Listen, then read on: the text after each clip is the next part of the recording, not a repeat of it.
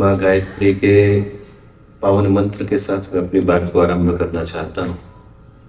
माँ गायत्री का ये पवित्र मंत्र हमें हमारे केंद्र के अंदर लौटकर अपने अस्तित्व को पहचानने का मंत्र है।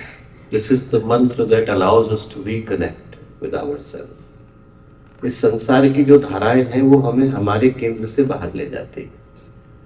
From the moment we were born to the moment that we are sitting right here. Every single pursuit of our life is taking us away from our center. हमारा पथ, हमारी जॉब, हमारे रिश्ते, हमारे संबंध, they are all taking us away from our center. आप लोगों ने सुना होगा उपासना की एक पद्धति है Vipassana, but very few people know the real meaning behind it. We means opposite. पश्ना means to see. उधर न देख करके इधर देखना। हमारी जिंदगी की जितनी धाराएं हैं उसमें हम बाहर की ओर देख रहे हैं, अपने को देख ही नहीं पाते। और उसके पीछे की जो कहानी है बहुत प्यारी है।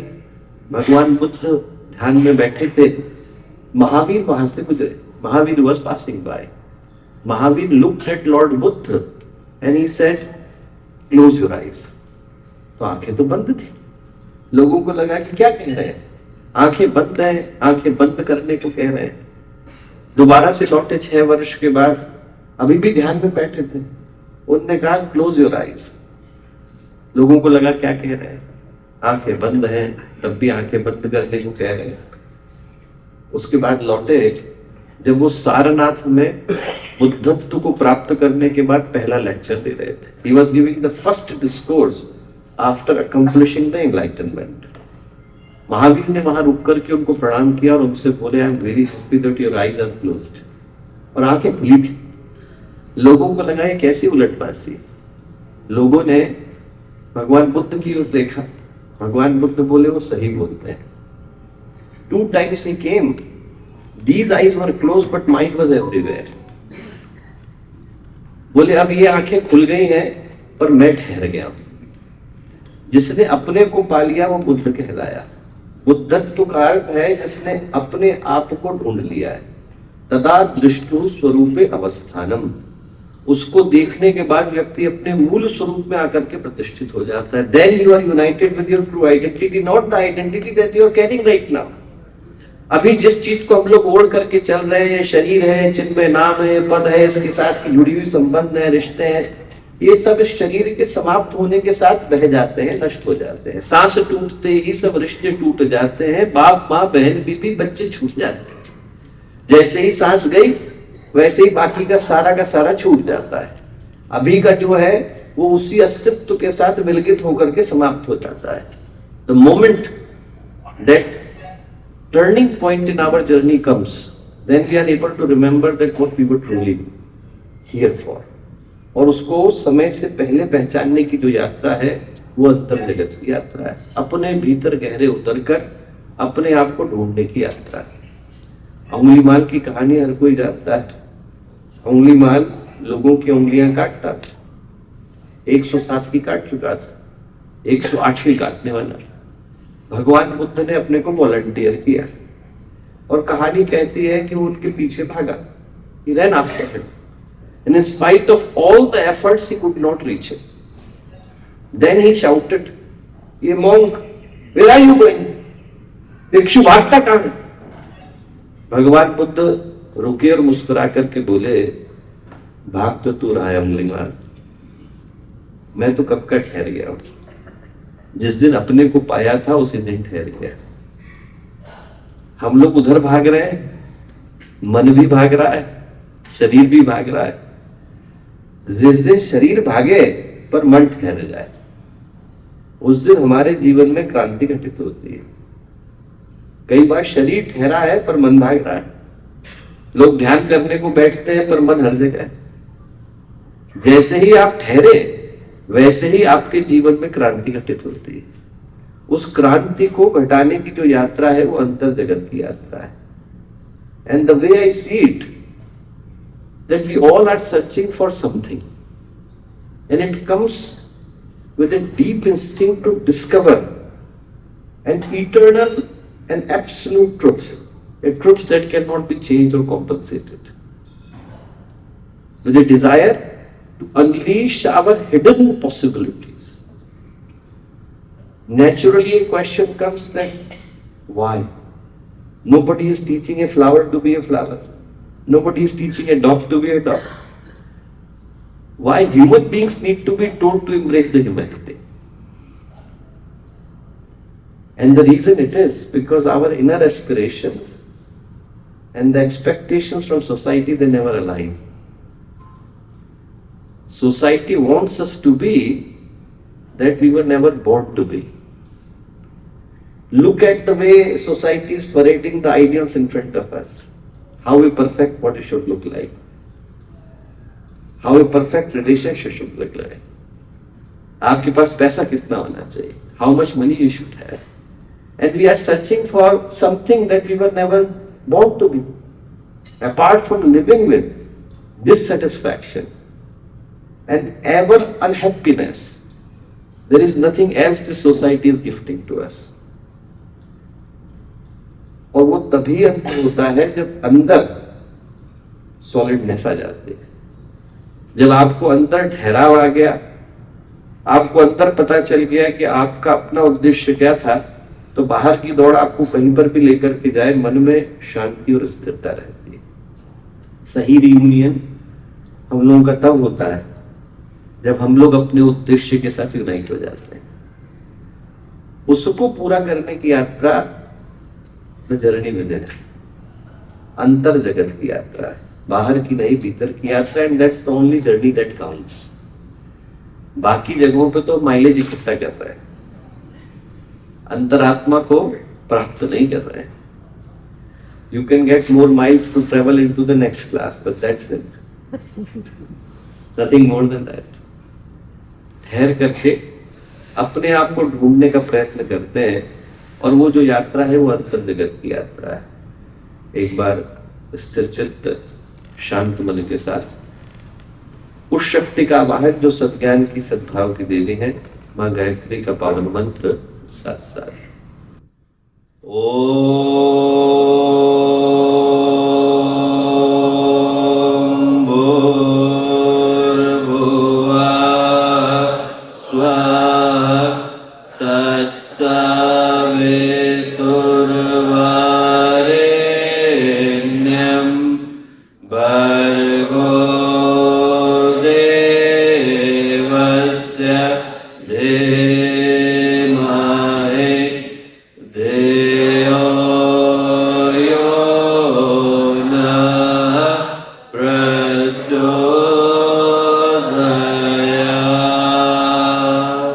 मनुष्य का जीवन हम लोगों को मिला, and this is not the only time that we have received this body. Many times before, we all had come here, we all had departed from this planet. This journey we have taken many times, but until unless an absolute awareness to what we truly are comes, whatever we do or continue to do, that remains meaningless and futile. अंदर की जो journey है वो बाहर की journey से ज्यादा मूल्य की हो जाती है। मनुष्य का जीवन है न जाने कितनी कष्ट कठिनाइयों से गुजरने के बाद मिला। पत्थर, मक्खी, मच्छर, नदी, नाला, व्यक्ति न जाने क्या क्या बनता है। बनने के बाद एक दिन पुण्य का उदय होता है और मनुष्य का जीवन व्यक्ति को प्राप्त हो पाता है। दुर्भाग्य यह है कि मिलते से ही व्यक्ति उसके मूल्य को भूल जाता है। The moment we get the human life, we immediately lose the significance of it. कई बार तो 4-4 हजार वर्ष की प्रतीक्षा के बाद मनुष्य का जीवन मिलता है। हीरा मिला है, व्यक्ति पत्थर की तरह से उसे जीता है। तो गुरुदेव ने प्रज्ञा पुराण में कहानी लिखी है कि there was a farmer living in a village. Next to the village there was a river. Next to the river there were millions of stones. One stone was the stone of Paras, and he wanted to have it, but they all looked the same. How would you know that which is the stone of Paras? So he developed a routine that every morning he would walk with the iron pounder in the left hand, pick up the stone, rub it here, this turns into gold fine. No, I will throw it back into the water so that I don't have to pick up the same stone again and again. Otherwise, वही पत्थर उठाते रह जाएंगे. Idea was great. Problem is that if you repeat the same thing again and again, you start to lose the importance of it. पहले दिन आदमी भगवान के सामने जाकर के खड़ा होता है तो मन में भावना होती है, जीवन में मुक्ति मिले, शक्ति मिले, विवेक मिले, वैराग्य मिले. रोज रोज करते करते आदत बन जाती है. इतना याद रहता है, अंदर जाना है, घंटी बजाना है, प्रसाद खाना है, घर पर. क्यों व्यक्ति भूल गया? Same thing happened to him. For a week he could remember. I am supposed to pick up this stone, rub it here, turns into gold fine. No, I will throw it back into the water. After a week, it became a habit. A week was gone, a month was gone, a year was gone. 10 years, 20 years. One day he picked up the stone, rub it here, threw it back into the water. 200 meters later, this turned into gold. पारस बनता. वो जो पारस है वो हम लोगों का जीवन ही तो है. जो बनना है वो बनने के लिए यही तो अपॉर्चुनिटी है. कोई नया नया बैट खरीदे, नया नया गार्ड ले, नए नए ग्लव्स ले, मैदान पर उतरे, खूब अच्छे रन बनाएंगे और पहली बॉल पर आउट हो जाए तो कैसा लगेगा? फिर आदमी ये सोचता है कि अगली बार जब क्रीज पर उतरेंगे तो रन बनाएंगे. तो हम ये सोचें कि अभी तो क्रीज पर है, अभी तो एम्पायर ने आउट नहीं दिया है, अभी तो ऊपर वाले ने हमें खेलने के लिए और बॉलें दी, बाकी की बॉल्स मीनिंगफुल हो जाए. बाकी का समय जो क्रीज पर है, it becomes meaningful. That is the whole idea. जरूरी इसलिए है क्योंकि मनुष्य का जीवन, हम लोग कभी अकेले बैठे हो अपने आप से पूछ करके देखें, हम पाएंगे कि इससे ज्यादा बड़ा गिफ्ट आत्मा को दूसरा मिलता नहीं. और बिना जाने इसे जी गए तो इससे ज्यादा बड़ा दुर्भाग्य दूसरा हो नहीं सकता. इसलिए ये याद करना जरूरी है जो विवेक चूड़ामणि में आचार्य शंकर ने कहा, वदन्तु शास्त्राणि यजन्तु देवान् कुर्वन्तु कर्माणि भजन्तु देवता आत्मैक्य बोधेन विना विमुक्ति न सिद्ध्यति ब्रह्म शतान्तरेते. कितने भी यज्ञ कर ले आदमी, सारे के सारे वेदों को पढ़ ले, you can recite all of them, you can do all the good deeds, परंतु अपने को नहीं जाना. If you haven't realized who you truly am, everything else is absolutely meaningless. इसीलिए उपनिषद शुरू होते हैं आत्मानं विद्धि, पहले अपने को जानो. टेम्पल ऑफ एथेना में जाएंगे, what did Socrates write in front of it? Know thyself. पहले अपने को जानो तब अंदर आओ. बाकी की यात्रा तो बाद की यात्रा है, पहले अपने को पहचानने की यात्रा है. हम बाकी की सब चीजों को जानने की कोशिश कर रहे हैं अपने को भुलाकर. यहां से 200 लाइट ईयर पर जो ग्रह है उसकी स्पीड कितनी है इतना तो हम जानते हैं. हमें ये नहीं पता कि हमारे मुंह से 10 मिनट के बाद क्या निकलेगा. I have got absolutely no idea. अपने जीवन के ऊपर नियंत्रण आए, अपना बोध आए, इससे बढ़कर के अध्यात्म दूसरा नहीं. The first person who became the disciple of Saint Gyaneshwar, his story was remarkable. He was a Lama. His name was Changadev. He did 1400 years of samadhi, not 1400 years of life, 1400 years of samadhi. And he got a siddhi, a power, that if he would put the hand on the dead body, that person would come back to the life. भगवान के बराबर शक्ति है. And every morning he used to sit.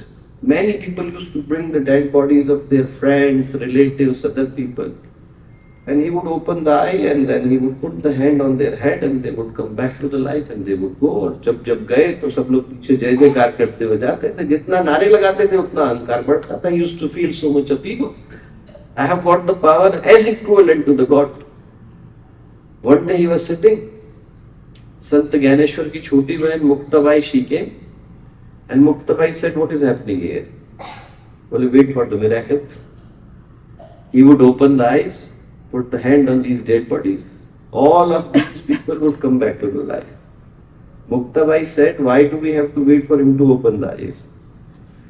She said, Gayatri Mantra in the ears of all of them, put the tulsi there, they all came back to the life and went home. Changde opened the eyes, realized there is no one here today. He was very upset. What happened? Somebody told the story. Now he was more upset. Ego was bruised. An 8-year-old girl has the same power that I got after 1400 years of samadhi. 1400 साल की समाधि के बाद जो मिला है वो 8 साल की लड़की को वैसे ही मिला हुआ है. कौन है ये? Who is this person? इतना पता चला कि भगवान का अवतार हुआ है. उनसे मिलने का मन हुआ तो he said to write down a letter. After pondering for long, he could not decide whether I should address him as an elderly person, respected, or I should address him like a younger person, dear. आदरणीय कहे कि आत्मीय कहे. बहुत देर सोचने के बाद भी जब पता नहीं चला तो उन्होंने खाली कागज भेज दिया, कोरा कागज, ब्लैंक पेपर. मैसेंजर लेकर के गया. जैसे ही संत ज्ञानेश्वर को दिया वो मुस्कुराए. मुक्ताबाई हंसते. मैसेंजर ने कहा, why are you laughing? And she said, even after 1400 years, he is still blank. कोरा कागज भेज दिया. ज्ञान होता तो बोध होता. बड़ा बुरा लगा. उनको लगा कि अब तो मिलना जरूरी है, पर अभी भी अहंकार गया नहीं. शेर के ऊपर बैठे, sat on a lion. Python को, स्नेक को यूज किया चाबुक की तरह से एंड वेंट. जब गांव के मुहाने पर पहुंचे तो संत ज्ञानेश्वर दीवार के ऊपर बैठे. लोगों ने कहा कि साहब वो तो शेर पे चढ़ के आ रहे हैं, आप कैसे जाओगे? शेर तो हमारे पास है नहीं. संत ज्ञानेश्वर बोले, दीवार है, चल तू ही चल. दीवार उड़ करके गई. चांगदेव का अहंकार टूटा, पहले डिसाइपल बने. But the moral of the story is so beautiful. Even 1400 years of samadhi do not bring the awareness.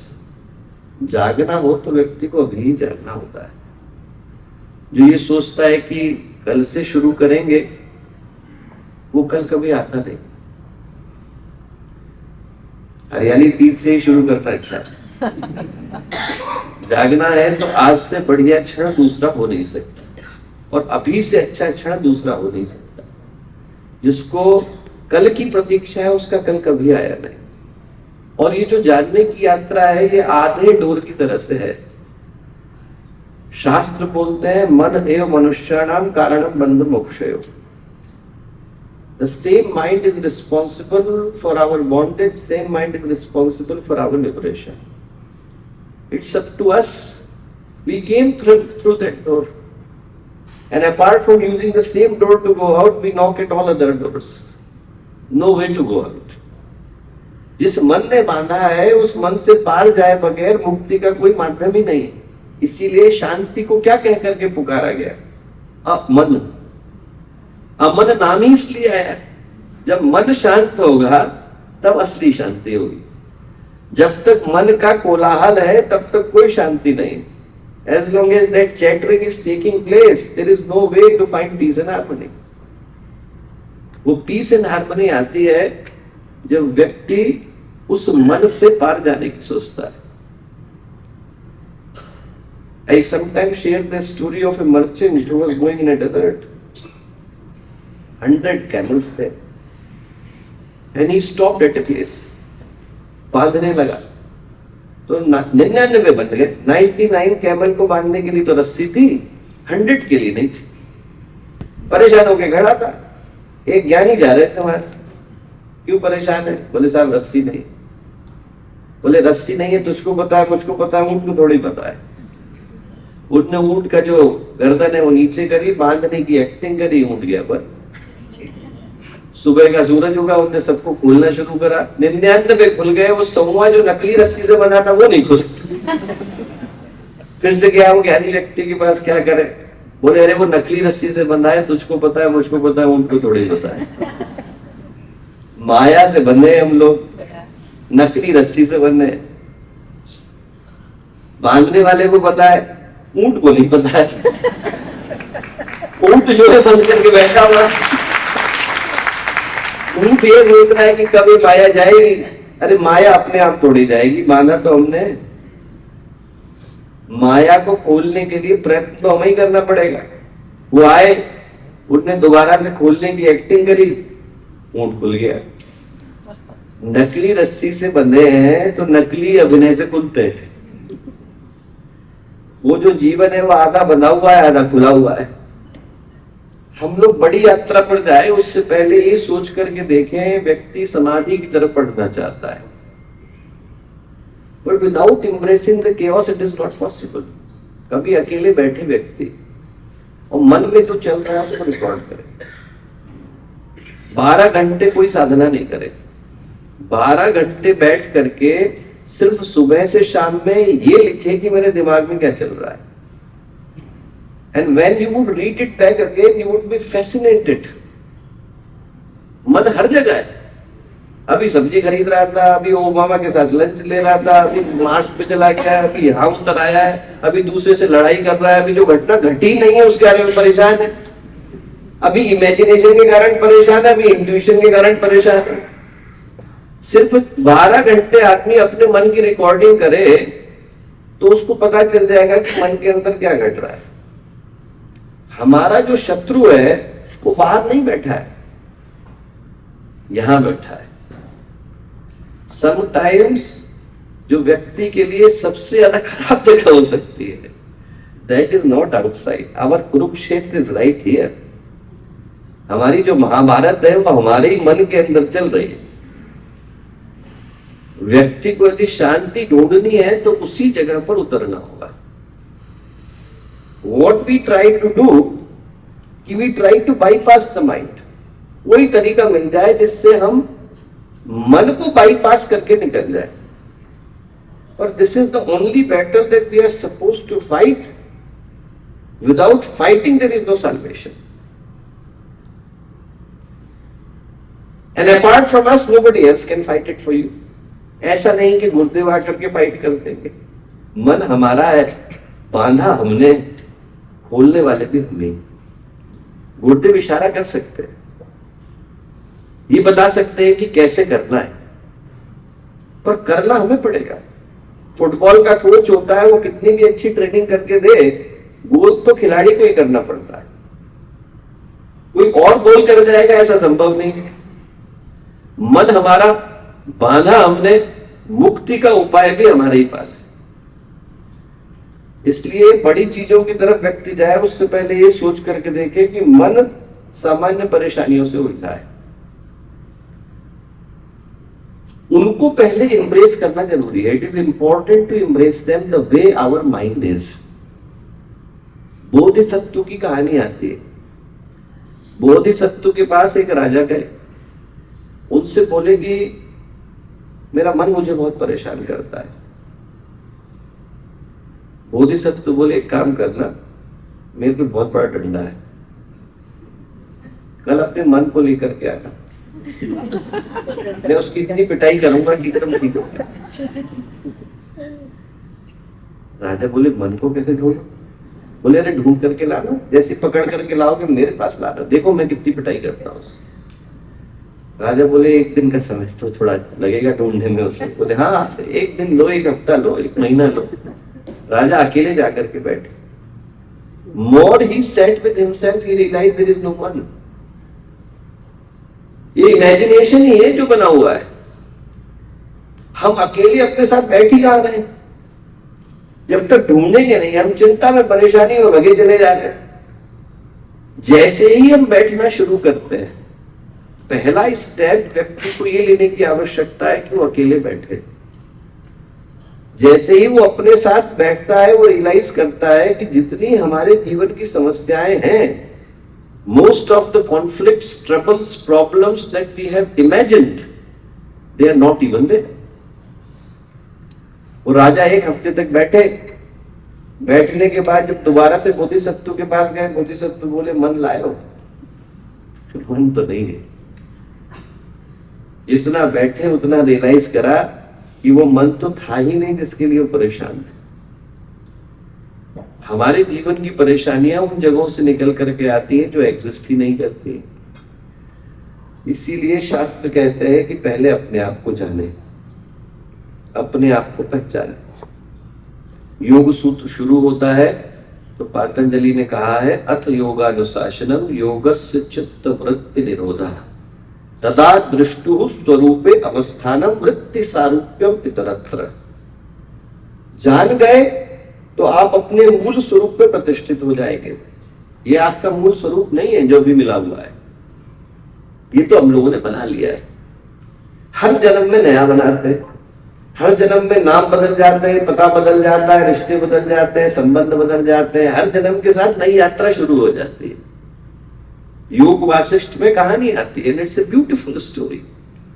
Story थी एक राजा की जो अपनी रानी को बहुत प्यार करते थे। अब रानी का दुर्भाग्य से देहावसान हो गया। राजा बहुत अच्छे थे, he was a very kind soul, but he loved his wife like anything. अब जब रानी का देहावसान हुआ तो अब उनसे कुछ काम करते नहीं बने। प्रजा परेशान, मंत्री परेशान कि राजा कुछ कर ही नहीं रहे, और कैसे काम चलेगा।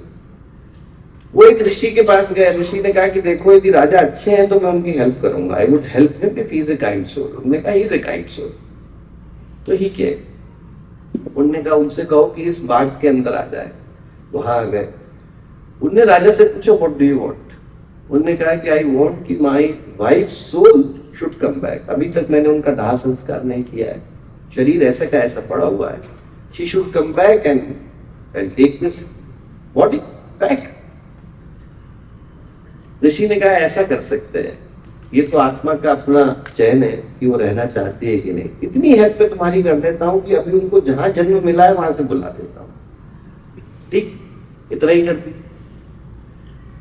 मंत्र उनने जैसे ही ऋषि ने मंत्र बोला वैसे ही 2 गोबर के ढेले लुढ़कते हुए आए। एक में गुबरैला था, एक में गुबरैली थी। वो जो गुबरैली थी वो रानी की आत्मा के रूप में प्रकट हुई। ऋषि ने कहा बात कर, सत्य घटना आपको योग वासिष्ठ में मिलती है। तो राजा ने उनसे कहा कि आप मेरी पत्नी हैं। रानी बोली कौन सी पत्नी? मेरे को तो आप इस गुबरैले से शादी करनी। बोले यही मेरा जो गोबर का कीड़ा है मेरा पति।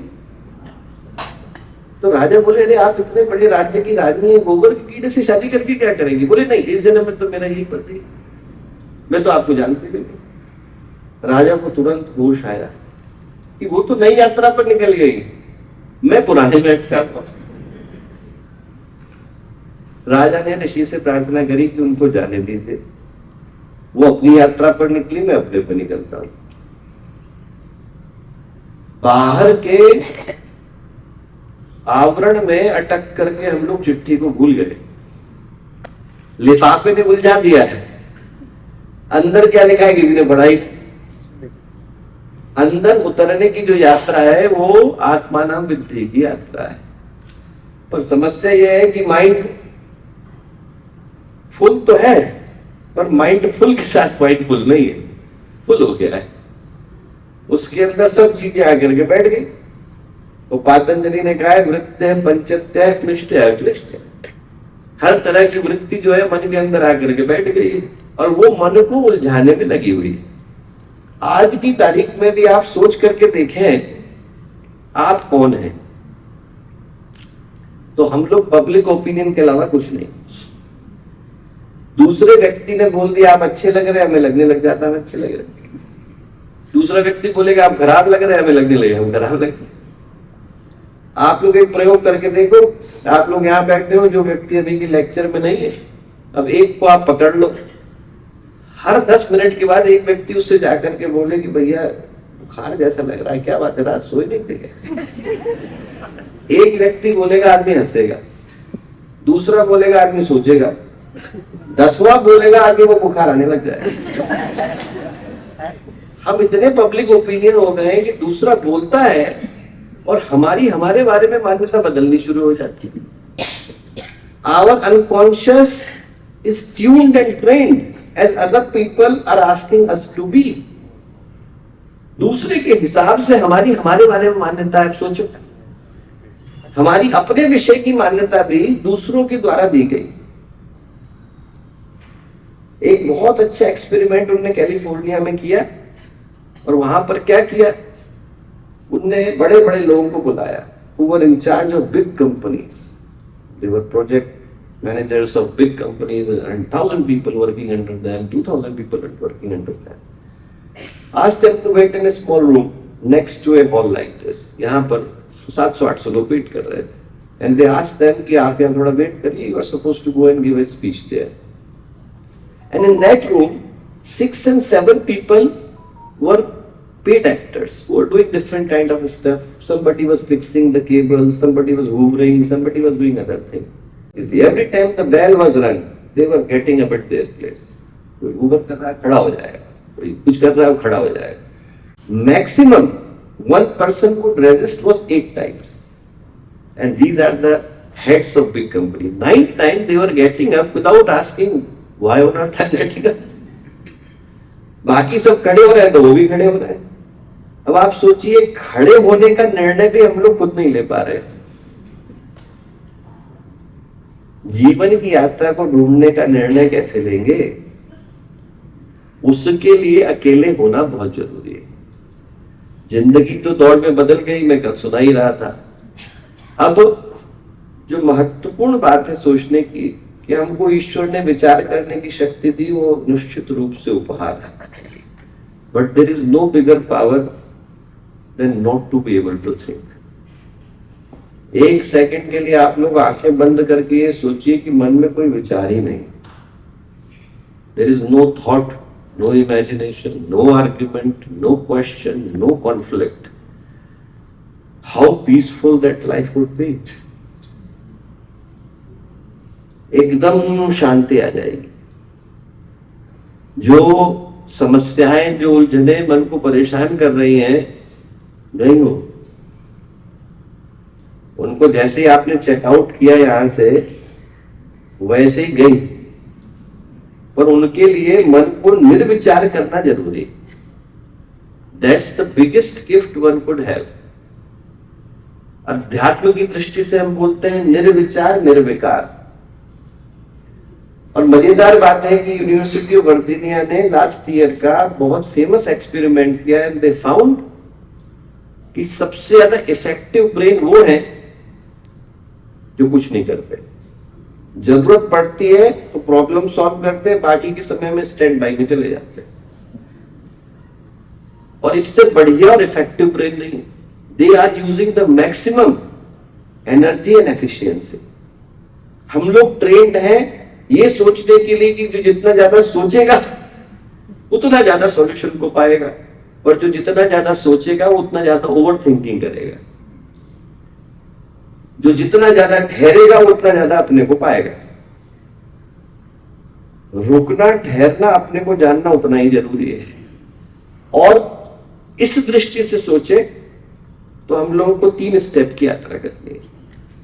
फर्स्ट स्टेप, एज गुरुदेव सेड, 2 चीजें हमारे जीवन की ऊर्जा को ले जाती हैं. एक तो हम अपने लिए उपलब्ध नहीं है. हम लोग प्रेजेंट है, वी आर नॉट अवेलेबल. उपस्थित है, उपलब्ध नहीं है. आप लोग यहां बैठे जरूर हैं, शरीर है, मन टिकट बुक कर रहा होगा, भावनाएं कहीं और होगी. कोई सोच रहा होगा कि कब समाप्त होगा, खाना खाएंगे. कोई सोच रहा होगा कि कुछ और किया जाए. शरीर है, मन और भावनाएं चले गए. इसीलिए हम लोगों ने ऐसी पर्सनैलिटी को क्या बोला? इंटीग्रेटेड, अखंड. शरीर, मन और भावनाएं तीनों एक जगह पर है. हम लोग बट गए, बिखर गए. And because of that we are unable to find our energy to one particular and peculiar place. Gurudev के दिए गए 2 सूत्र है जो सारे वेदांत के सूत्रों से ज्यादा बढ़ करके लोग अपनाते नहीं है. मैं आपको बताऊं कि सिर्फ उन साधारण सूत्रों को कोई अपनाए तो उसके जीवन में क्रांति घटित होती है. कौन से 2 सूत्र हैं? हमारे जीवन की ऊर्जा भटक रही है, बिखर रही है। क्यों? क्योंकि हम यहाँ बैठे तो हैं पर दो जगह पर उलझे हुए, यादों में या सपनों में। Either we are thinking about what had already taken place, or we are worried about what might happen in the future. Either fantasies are there or memories are there, but we are not here. हमारा जीवन वर्तमान में है ही नहीं। शुकदेव के पास कोई गए कि सबसे बड़े योगी कौन है? बोले आप राजा जनक से मिल के आओ। एक शिष्य को भेजा। राजा जनक राजा थे। उनके दरबार में गए तो देखा हल्ला गुल्ला चल रहा है, इधर उधर बच्चे भी बात कर रहे हैं, इधर उधर कोई डांस भी कर रहा है, इधर उधर कुछ हो रहा है। वो ध्यान कर रहे हैं। उनको लगा इतनी भीड़ भाड़ में, इतनी परेशानी में आपका मन शांत कैसे है? बोले मैं आपको उत्तर दूंगा, I will give you the answer, but first go and see my capital and then come back to me. उन्होंने कहा अच्छा ठीक। पर बोले before you go take this glass of oil with you, it's filled up to the mark. Even if you drop one single one, there is a soldier walking behind you who will chop your head. पीछे जो चल रहा है ना गर्दन काट देगा, बस एक बूंद मत गिरने देना। 9 घंटे के बाद लौटे, he returned after 9 hours. क्या देखा? मैं कुछ नहीं देखा साहब, पूरे टाइम ये इलाज ही देख रहा। बोले बस ऐसे ही मैं योग को करता हूं। I don't know when the last second would come, so I give my 100% to every single second. जो पहली स्ट्रेटेजी मैं आपको बताऊंगा, that give your 100% to every single second. बैठे हैं, सुन रहे हैं तो पूरी तरह सुनिए, बोल रहे हैं तो पूरी तरह बोलिए, पानी पी रहे हैं तो पूरी तरह पिए, खाना खा रहे हैं तो पूरी तरह खाइए। ये नहीं हो कि पी रहे हैं पानी और मन जा रहा है कहीं और। गुरुदेव ने क्या कहा? हर दिन नया जन्म, हर रात नई मौत। और इससे बढ़कर के सूत्र दूसरा हो ही नहीं सकता। Every single day is the only life that's been given to us, and if you live one day with your absolute commitment, with full energy, there is no way that you would feel drained, exhausted. संभव ही नहीं। आपने अपना 100% दिया है, भगवान को कल का दिन देना होगा तो देगा, नहीं देना होगा नहीं देगा।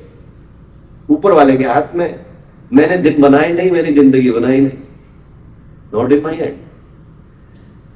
पहला स्टेप यह है कि व्यक्ति अपने आप को पूरी तरह से 100% हर क्षण को दे। दूसरा, गुरुदेव ने सूत्र दिया, निष्पक्ष आत्मसमीक्षा, ऑनेस्ट इंट्रोस्पेक्शन। 10 मिनट सुबह, 10 मिनट शाम को। मैं बड़ी साधना की बात नहीं कर रहा। सुबह उठे तो व्यक्ति ये सोचे कि आज ही का दिन मुझे जीवन जीने के लिए मिला है। This is the only day that's been given to me. आप कल से इसका प्रयोग करके देखिए। सुबह उठे तो मन में सोच लीजिए आज ही का दिन मिला है। इधर से रीयूनियन का अंत हो रहा है, इधर से मुझको एक ही दिन दिया है और मुझे इसको अपना 100% देना है। सुबह उठे तो गुरुदेव ने कहा चिंतन, शाम को मंथन। और दोनों का उद्देश्य क्या है? जब चिंतन करते हैं तो ये देखते हैं कि मैं जहां पर पहुंचा यही पहुंचना था, जो मैं कर रहा हूं यही करना था। I do an analysis. और जब मैं करूंगा अपनी एनालिसिस तो क्या पाऊंगा? ये पाऊंगा कि मेरे जीवन में कुछ ऐसा आ गया जो नहीं आना चाहिए। I have inculcated something in my personality that should not have been there. Removing that is self-improvement. Bringing something that should have been there but is not there is self-development. इससे ज्यादा सरल, इससे ज्यादा स्पष्ट सूत्र आपको दुनिया की किसी किताब में नहीं मिलेगा जितना गुरुदेव ने दिया। बहुत सरल से सूत्र मैं आपको बोल रहा हूं। अकेले बैठिए, अपने साथ बैठिए, कोई फोन नहीं हो, कोई सोशल मीडिया नहीं हो, आप हो, अकेले हो, आपके अलावा कोई ना हो। उस समय में अपनी ऑनेस्ट एनालिसिस करके देखिए। और ऑनेस्ट एनालिसिस डिफिकल्ट है, पहली बार करेंगे तो किसी के साथ नहीं होती। या तो हम गिल्ट की तरफ स्वे कर जाते हैं, या तो हमें लगता है कि सारी गलती मेरी ही है, या फिर मैं प्राइड की तरफ स्वे कर जाता हूं कि मैं तो ठीक हूं, बाकी के सब खराब है। ऑनेस्ट एनालिसिस का मतलब है कि जब मैं करूंगा तो मुझे पता चलेगा कि देखो कुछ चीजों में मैं सही हूं पर कुछ चीजों में मैं गलत हूं। जिन चीजों में सही हूं उसे मजबूत करना है, जिन चीजों में खराब हूं उसे हटाना है,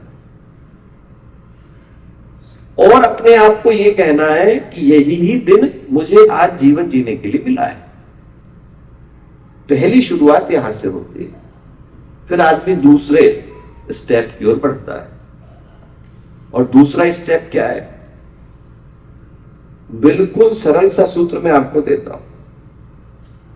भगवान को अकेले में, गुरुदेव को अकेले में बिल्कुल निर्मल हृदय से पुकारिए।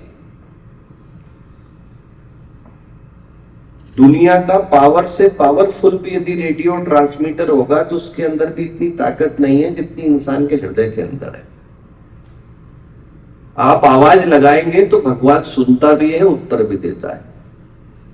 आप आवाज लगाएंगे तो गुरुदेव सुनते भी हैं और उत्तर भी देते हैं। याचना में और कामना में अंतर है। There is a difference between prarthana and yachana. We are always asking for something, we are never calling Gurudev like a father. Call तो हो अंदर से, बिना किसी कारण के भी तो पुकारा जा सकता है। हम सोचते हैं कि जब जीवन में तकलीफ आएगी तब भगवान को पुकारेंगे। अरे कभी एक बार ब्लैंक कॉल ऐसे ही मार लीजिए, एक बार ऐसे ही मिस्ड कॉल देकर के तो देखिए भगवान जवाब देता है कि नहीं। और आप दीजिए, और मैं आपको भरोसा दिलाता हूं कि आपके हृदय की पुकार होगी, भगवान निश्चित रूप से सुनता है, सुनता भी है, जवाब भी देता है, क्योंकि वो आप ही के अंदर तो विद्यमान है। कहीं गया थोड़ी है। आंखें हमने बंद कर रखी। जब हम भगवान की प्राण प्रतिष्ठा करने के लिए जाते हैं तो हम कौन सी भगवान की प्राण प्रतिष्ठा करेंगे? उनने हमें प्राण दिया, उनको प्राण देने वाले कौन होते हैं? हम तो सही अर्थों में अनावरण करते हैं, लोगों की आंखों को खोलते हैं कि भगवान यहीं पर थे। आप आंखें खोल करके देखिए तो सही। पहला चरण, आप अपने साथ समय निकालिए। दूसरा, हर सेकंड को अपना 100% दीजिए। तीसरा, भगवान को पुकारिए। जब पातंजलि ने भगवान की पुकार की व्याख्या करी है तो उन्होंने कहा है ईश्वर प्रणिधान द्वार। जो भक्ति विशेष है वो प्रणिधान है। प्रणिधान का मतलब क्या है? Calling God without any terms and conditions. कोई शर्त नहीं जुड़ी हुई है। फिर ईश्वर कौन है? क्लेश कर्म विपाकाशय परामृष्टा पुरुष विशेष ईश्वर तत्र निरतिशयम् सर्वज्ञ बीजम् पूर्वेशामपि गुरुः कालेन नवच्छेदात्। जो प्रकृति से, पुरुष से, कर्म से, समय से परे। कैसे पुकारे उसे? तस्य वाचकम् प्रणवः। आप ओम का ध्यान करिए। भारत में हम गए और हमें अमेरिका से बात करनी हो तो कहां जाएंगे? अमेरिका की एम्बेसी में जाएंगे, एम्बेसडर से बात करेंगे। भगवान सब जगह है, उसका एम्बेसडर जो है वो ओम है, उससे बात करेंगे साहब। जब आप बात करेंगे तो क्या होगा? ततः प्रत्यक्ष चेतना अधिगमः अपि अंतराय अभावश्य। तब जाकर के व्यक्ति अपने आप से कनेक्ट हो पाता है।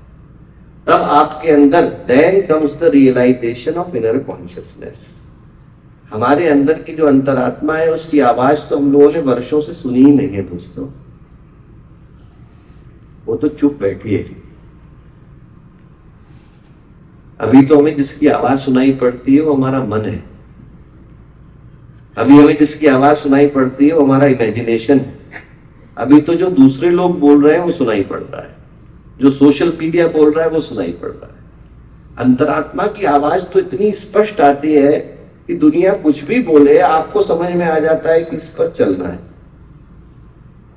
महर्षि अरविंद जेल से बाहर निकले, और जेल क्यों गए थे? भारत के स्वाधीनता संग्राम में। आप जरा सोच करके देखो।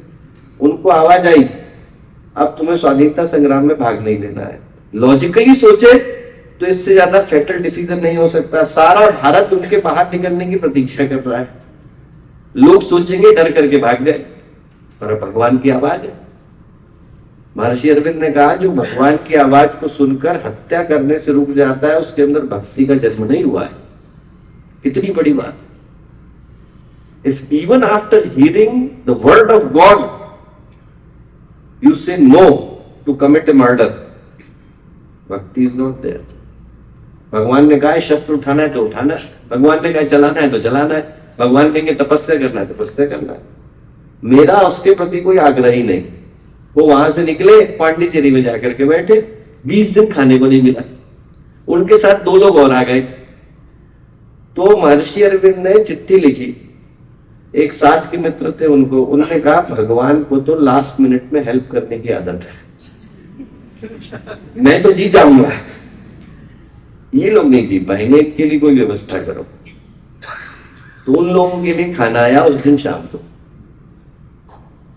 भगवान को पुकार करके देखिए। बहुत ही सरल सी बात कह रहा हूं, पर मैं वो बोल रहा हूं जो निश्चित रूप से इफेक्टिव है।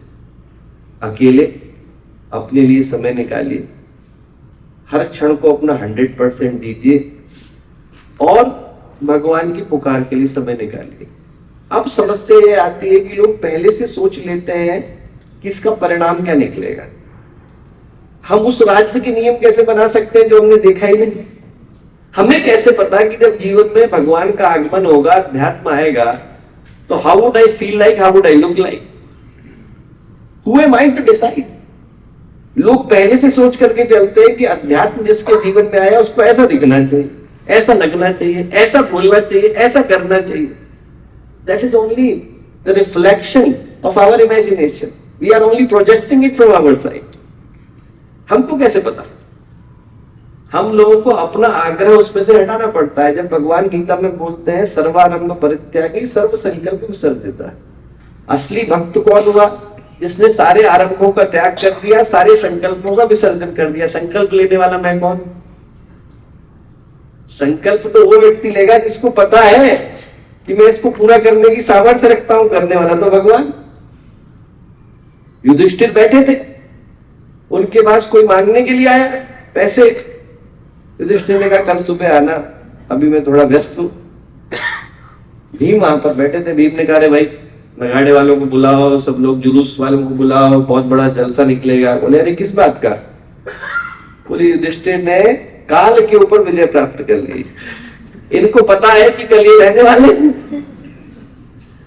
एकदम युधिष्ठिर को अपनी गलती का भान हुआ, उन्हें दोबारा बुलाया, उसको दिया।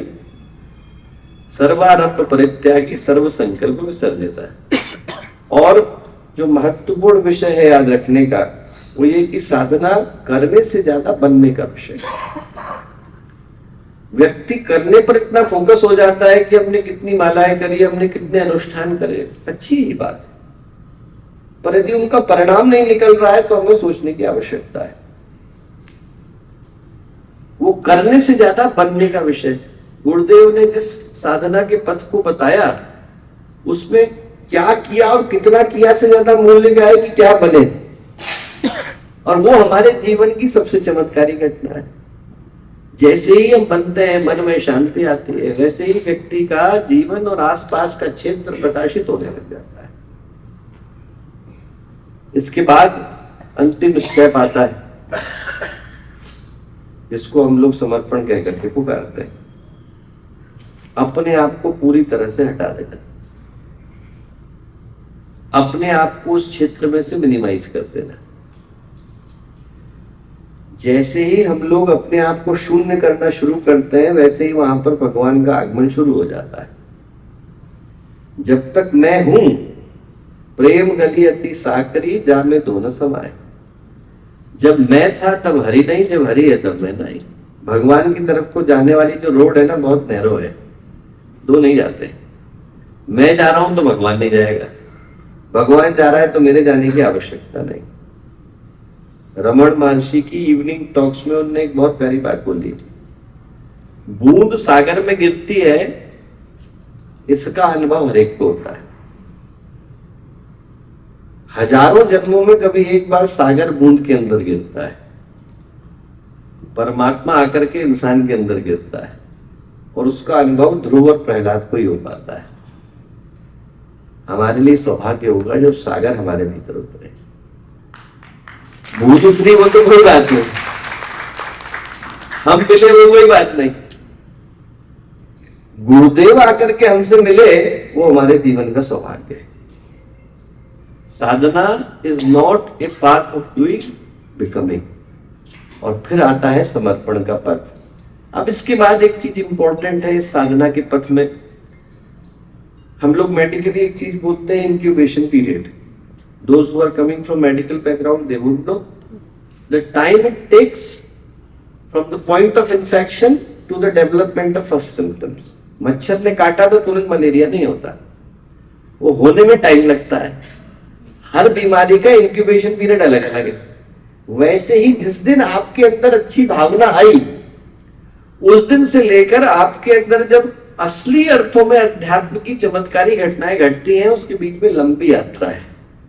व्यक्ति ये सोचता है कि मेरे अंदर अभी अवेयरनेस हुई, सारी बातें समझ में आ रही हैं, ये बातें अपील भी कर रही हैं, फिर मेरे जीवन में चमत्कारी घटना क्यों नहीं घट रही? वो इसलिए कि हरेक का इंक्यूबेशन पीरियड अलग अलग है। हरेक को उसके कर्म प्रारब्ध संस्कार के अनुरूप प्रतीक्षा करनी पड़ती है। हम ये तो देख पाते हैं कि अभी हमारे साथ क्या घट रहा है, पर हम ये नहीं देख पाते कि इससे पहले हमारे साथ क्या घटा था। चक्रवण ऋषि की कथा आती है। चक्रवण जो थे अगस्त ऋषि के शिष्य थे, वो अगस्त ऋषि के शिष्य बनना चाहते थे। 12 साल तक तपस्या करी, नहीं हुआ। 12 साल के बाद अगस्त ऋषि वहां से गुजरे। उनने चक्रवण के सिर पर हाथ रखा, बोले अभी थोड़ा समय है। उनको बड़ा बुरा लगा, उनको लगा 12 साल से मैंने एक ही चीज करी कि मेरे गुरु ये बने, अब ये भी ठुकरा रहे हैं तो कहाँ जाऊंगा जल्दी। दूसरे राज्य में गए, चेहरे पर तप का तेज था, तो राज्य के जो राजा थे उनसे प्रभावित हो गए। उनने उनको बुला लिया, उनकी बेटी की शादी उनसे कर दी, उनके 2 बच्चे हो गए, भूल गए कि तपस्या करनी थी। राजकुमार बन गए, राजा चलाने लगे।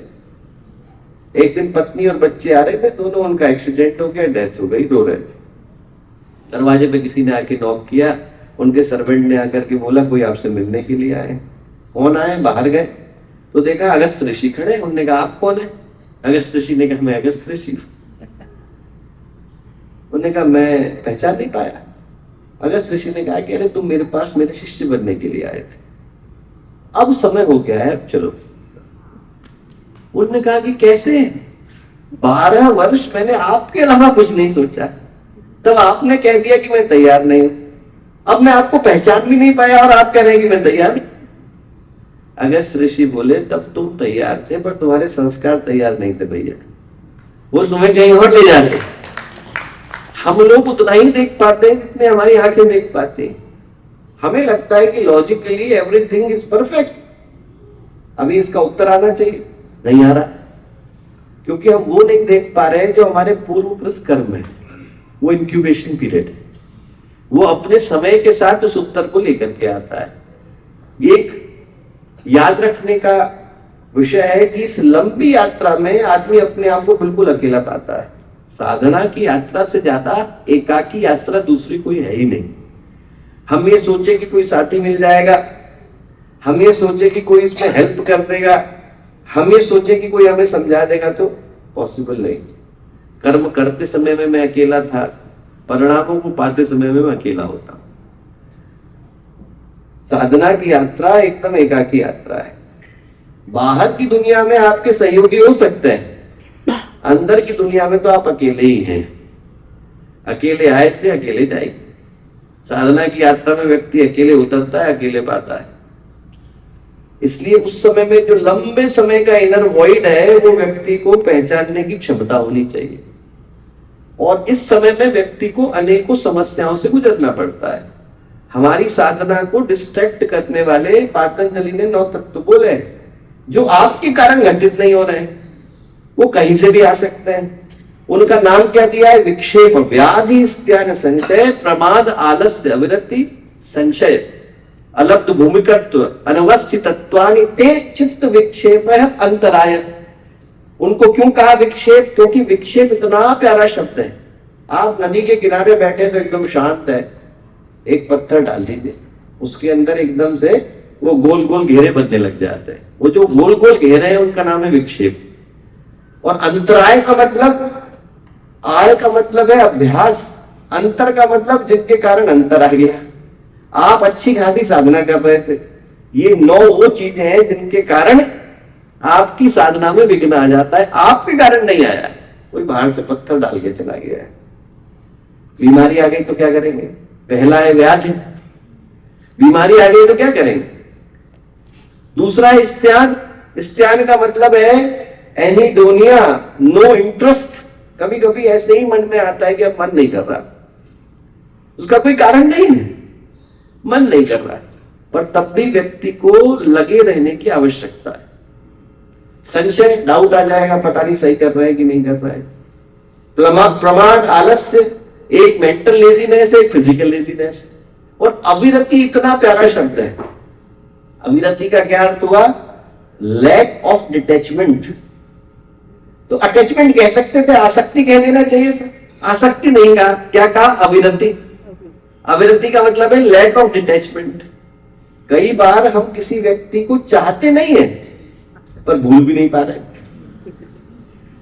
उसको कहा है अविरति।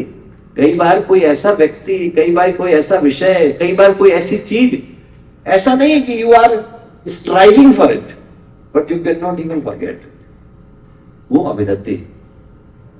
उसके बाद कहा भ्रांति दर्शन, जो नहीं है वो दिखाई पड़ रहा है। अनवस्थित तत्व, lack of concentration, lack to found the base, these all are the basic problems that anyone walking on the path of sadhana is supposed to encounter. ये आती है तो आदमी को परेशान नहीं होना है। क्या सोचना है? इसका मतलब प्रकृति के लिए हम लोग मूल्य के वो भेज रही है, परीक्षा भेज रही है। इसका मतलब है कि मेरी साधना कोई प्रभाव डाल रही है। प्रभाव नहीं डाल रही होती तो प्रकृति देखती भी नहीं आपकी तरफ। प्रभाव डाल रही है, इसलिए समस्याएं भेज रही है। ये आए तो परेशान होने की जगह पर सौभाग्य की तरह से वर्ण करना चाहिए। आ गई हैं, अब इनसे भी मिल लेंगे। और इसके बाद अभ्यास निकल करके आता है, जैसा पतंजलि ने कहा, सतु दीर्घकाल निरंतर सत्कार सेवित दृढ़ भूमि। अभ्यास कब अभ्यास हुआ? जब व्यक्ति के पास 5 चीजें निकल करके आई। एक तो निरंतर, नॉन स्टॉप। व्यक्ति आज करता है और कल परिणाम चाहता है। सोमवार को तुम क्लास में गए थे, मंगलवार तक समाधि नहीं लगी, अरे थोड़ा समय लगेगा। दीर्घकाल, निरंतर का मतलब है नॉन स्टॉप। सत्कार सेवित का मतलब है उसी प्रेम और सम्मान के साथ जैसा आपने पहले दिन किया। दृढ़ भूमि का मतलब है एब्सोल्यूट डिटर्मिनेशन। 5 चीजें आपके पास है तो परिणाम आएगा। गुरुदेव ने प्रज्ञा पुराण में कहानी लिखी है, एक जगह पर एक वृद्ध व्यक्ति और एक यंग दोनों बैठ करके समाधि की प्रतीक्षा कर रहे थे, ध्यान लगाए बैठे थे। नारद ऋषि गुजरे। नारद ऋषि से उन्होंने कहा कि साहब आप कहाँ जा रहे हैं? बोले भगवान से मिलने। मेरा एक प्रश्न पूछ लीजिएगा। बोले क्या? मोक्ष कब मिलेगा? ठीक, लौट के आए। जो वृद्ध व्यक्ति थे उनसे उन्होंने कहा कि ऐसा है, आपको 3 जन्म की प्रतीक्षा और लगेगी। बड़ा गुस्सा आया, 60 साल से यही कर रहा था, अभी 3 जन्म की प्रतीक्षा और। उन्होंने अपनी माला फेंकी, चले गए। जो वहां पर यंग खड़ा था उन्होंने उनसे कहा कि देखो आपके लिए तो और भी बुरी खबर है। बोले क्या? भगवान ने कहा कि जब सब पत्ते जिसके नीचे आप बैठे हुए पेड़, इसके सारे पत्ते झड़ जाएंगे तब समाधि लगेगी। बोले अरे वाह, इसका मतलब गारंटी है कि लगेगी। भगवान ने कह दिया है तो गारंटी है कि लगेगी। खुशी से नाचने लग गए। नाचे तो हवा चली और सारे पत्ते झड़ गए और समाधि नहीं लग गई। कहने का मतलब है कि वो घटना अगले क्षण में घटेगी कि 100 जन्म के बाद घटेगी, कौन जानता है। पर हमारे कमिटमेंट में जरा सा भी अंतर नहीं आना चाहिए।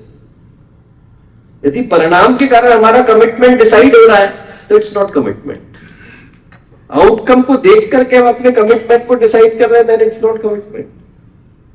और अंत में जो गुरुदेव ने कहा कि 3 चीजों को व्यक्ति फॉलो करके चले, अपने फेथ के ऊपर फोकस रखे, अंतरात्मा की आवाज पर भरोसा रखे, और ये निश्चित मान करके चले कि यदि आप भगवान को पुकार रहे हैं तो जितनी प्रतीक्षा आप भगवान के लिए कर रहे हैं और गुरुदेव के लिए कर रहे हैं, उतनी ही प्रतीक्षा गुरुदेव और भगवान भी आपके लिए कर रहे हैं। ऐसा नहीं होता है, उतनी ही प्रतीक्षा करते हैं, और तब जाकर के दिव्य चेतना का अवतरण होता है। हम लोग इधर की यात्रा को जानते हैं पर उधर की भूल जाते हैं। हम भगवान को पुकार रहे हैं, भगवान भी हमें पुकार रहा है। हमको लगता है कि हम भगवान को पुकार रहे हैं, पता नहीं सुन रहा है कि नहीं सुन रहा, उसके पास तो करोड़ों लोग कॉल कर रहे होंगे ना। वो हरेक की कॉल को सुन रहा है और ये ढूंढ रहा है कि मेरी आवाज कौन सुन पाता है। Every single of you will get the answer back if you call from pure heart. और उसके बाद उस प्रज्ञा का उदय होता है, जिसको पातंजलि ने कह करके पुकारा। ये कोई संयोग नहीं है कि गुरुदेव ने गायत्री परिवार का नाम प्रज्ञा परिवार रखा, प्रज्ञा संस्थान रखे, प्रज्ञा पुरुष रखा, प्रज्ञा अवतार रखा। योग में पातंजलि ने 3 तरह के योग की गणना करी है। अभ्यास और वैराग्य, समाधि योग, तपस्वाध्याय श्रवण दानानि, क्रिया योग, यम नियम आसन प्राणायाम प्रत्याहार धारणा ध्यान समाधि अष्टांग योग। और तीनों में समाधि के बाद क्या आया है? प्रज्ञा आया है। पहले अध्याय में ऋतंभरा तप्त प्रज्ञा, दूसरे अध्याय में तस्य सप्तथा प्रांत भूमि प्रज्ञा, तीसरे अध्याय में तज्जयात प्रज्ञा लोका। तीनों के बाद प्रज्ञा का उदय होता है और वो मिलता ही तब है जब योग की अंतिम यात्रा संपन्न हो जाती है। तब लाइफ उस परमात्मा के साथ एक हो जाती है। जिसको हमने अंतर जगत की यात्रा कही, वो इस विश्व ब्रह्मांड में व्याप्त परमात्मा के साथ एक होने की यात्रा है। और उसी को पातंजलि कहते हैं तदा दृष्टु स्वरूपे अवस्थानम। और अंत में वही हमारे जीवन में मनुष्य में देवत्व का उदय, धरती पर स्वर्ग के अवतरण की कहानी बनती है। अकेली यात्रा है, भीड़ के साथ संपन्न नहीं होते। जितना हम लोग अपने साथ गुजरे उतना ही ज्यादा गहरे होते हैं। जैसे वो संत की कहानी आती है कि संत के पास एक व्यक्ति गया, 40 तरीके की अलग अलग उपासना पद्धतियों को कर चुका था, परिणाम कुछ निकला नहीं। संत के पास आया, बोले कि क्या करें, इसका कोई परिणाम नहीं निकलता है। संत बोले एक काम कर, इस जगह पर तू बिना नींव खोदे मंजिल बना दे। बोले साहब संभव ही नहीं है, नींव तो खोदनी पड़ेगी।